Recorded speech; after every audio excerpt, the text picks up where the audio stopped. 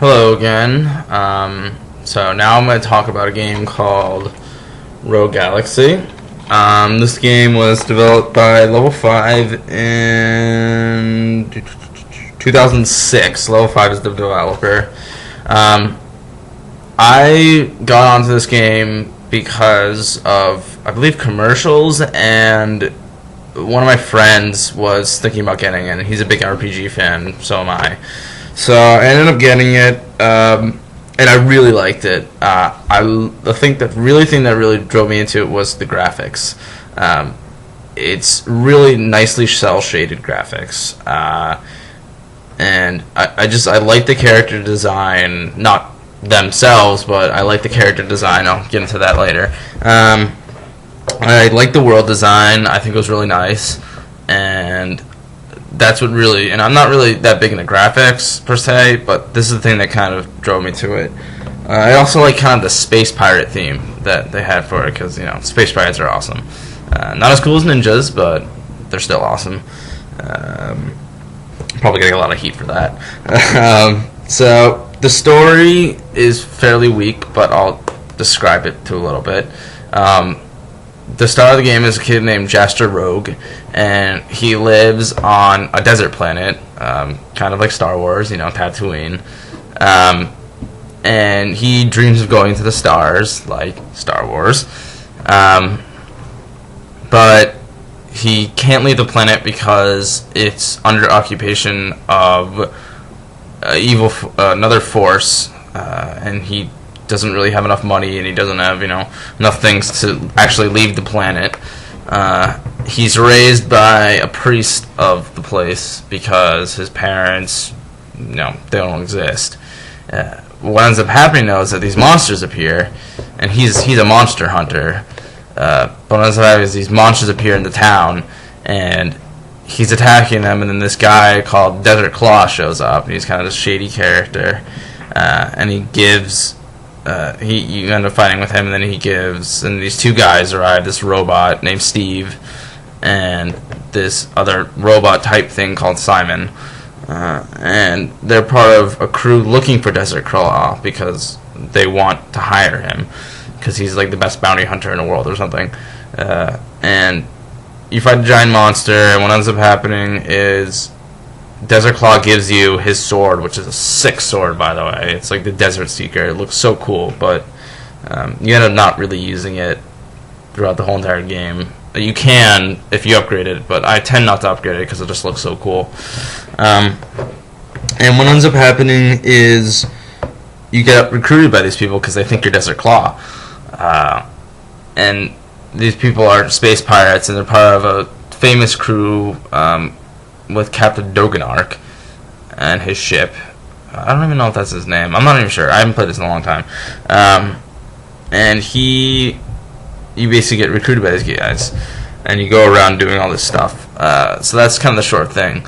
But the story gets pretty predictable. There are a lot of cutscenes. Not as bad as I'd say probably Kingdom Hearts. In Kingdom Hearts, I love Kingdom Hearts, but I hate how you'll play a little bit of gameplay, and then suddenly you're hit by a cutscene, and then you play a little bit of gameplay and you get hit by a cutscene. It's just gameplay cutscene. It just doesn't end, and you barely get enough gameplay, and it gets annoying. I mean, yeah, you can skip it, but still, if you want to look into the story, which I usually do, that's I want to see the story.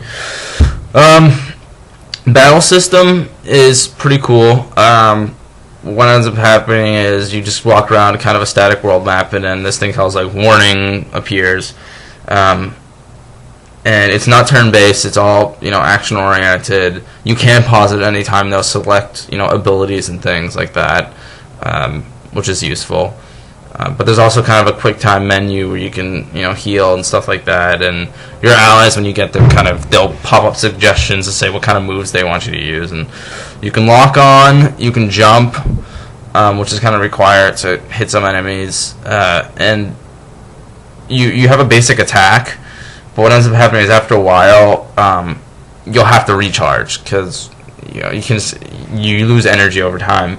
But that's really simple, is you can just stand there and let it recharge, or you can do the best thing, which is you can hold down the block button, and it recharges faster. And if you successfully block an attack, it completely recharges, which I find is really cool. The best thing about this, though, which is a real cool thing for this game, is that when you win a battle, you get experience, you get items, and sometimes you can get like a hunter coin or something, which is for another thing.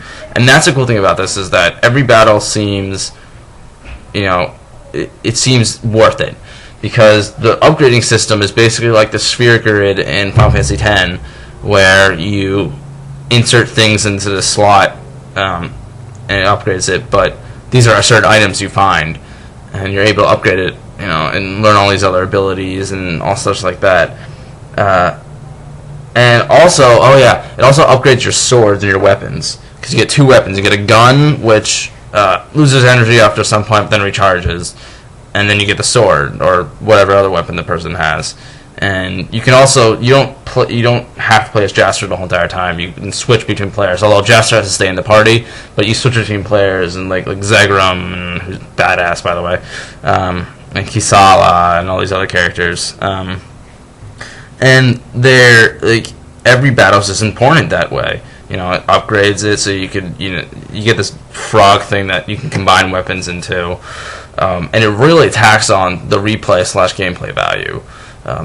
That's the thing that really counts. So the story will be like 30 hours if you just concentrate on the story, but if you do the other things like upgrade the chart and you upgrade weapons and stuff, you get over 100 hours of gameplay. I've played this game so much, and just upgrading and seeing the cool things that you can do. And it's not optional. I mean, these are all optional stuff, but that's what makes it great, is that everything is integrated into one system where you just battle and you get everything you need for it.